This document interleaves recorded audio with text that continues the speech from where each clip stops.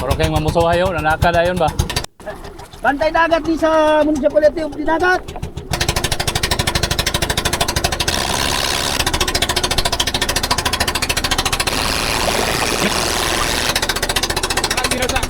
Ay, minor sa minor. Minor na May gabi dia sa inyo mga sir. Bantay dagat di sa municipality of Dinagat. Pwede ba na mo i-search ang inyong ambot? Sir, ay rapang ng makina sir. Pasakaasa ang imong mga busiro sir. Pasakaasa, paliw. Pagana sir palayo. Sir, kisa may team leader niyo, kisa may kapitan niyo diya sa bangka. So, sir, paliw pagpaato sa dulong ang imong mga tao sir.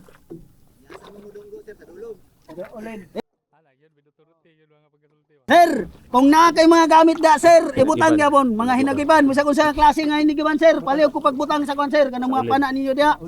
Ibutang sa ulin. Unya biyahe day na at tupod ka sa dulong. Ay, di sa ulin sir, sa ulin ibutang sa ulin. Ana, saka na ang security. Tanawadaan ang iyang mga gamit diha, basig topay nabilin dito sa duyong. Bantayan ra nimo na sila diha, duyong bantayan na sila. Search saka na dito. Mangalap ka dito og mga gamit nga pwede mag-prove sa krimen nga ilang gihimo. Compressor. Compressor isa. Pana. Yung picture. Pana. Pila ka buok? Duha. Oh. Isda. Oh. Sige. Dokumentor.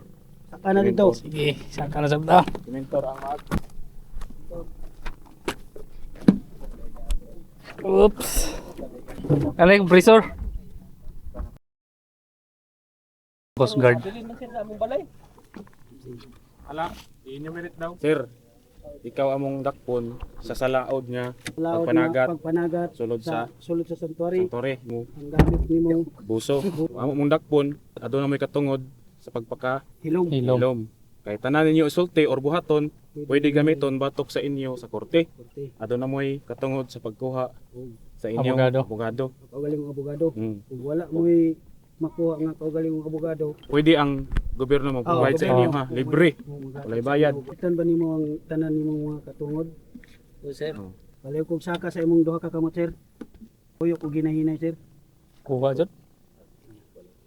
Balikod sir. Busas. Kautan og jacket sir.